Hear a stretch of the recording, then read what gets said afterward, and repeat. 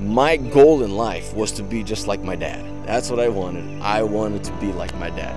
So I always told everyone that I wanted to be a missionary in the Amazon because that's what my dad was. My parents had everything to do with my calling. The way they raised me, the discipline, the vision that they imparted to me, the way they presented God's work for me. One of the main things that my parents did is they didn't only teach me, but they taught me through example. Almost every day, they told me how privileged I was to work for the Lord and to do it in the most amazing place in the world, the Amazon basin. So I grew up completely convinced that I was the luckiest kid on earth. And so when my dad passed away in 1994, I was 13 years old. And of course, that was the hardest day of my life. All of a sudden got the news that, his airplane crashed and he died. When he died, I was challenged. And what is my real calling? Well, he died on a Thursday afternoon. And on Monday, God spoke to my heart very strongly.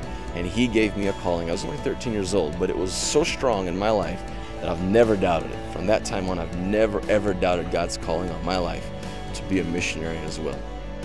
They say like father, like son, that's exactly what happened in my situation. And I would say like father and like mother, like son.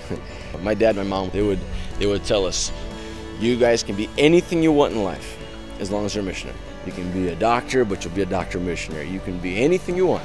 You pick any profession you want as long as you're a missionary in that field. And I ended up being just a missionary, nothing but a missionary. So I'm okay with that.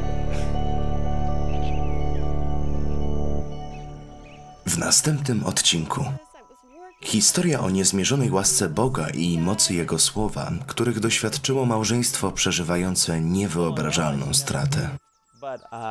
We had a funeral that very day because that's the way they do it in Brazil, and it was just a day that was supposed to be your biggest day of joy was really the hardest day that you've ever experienced.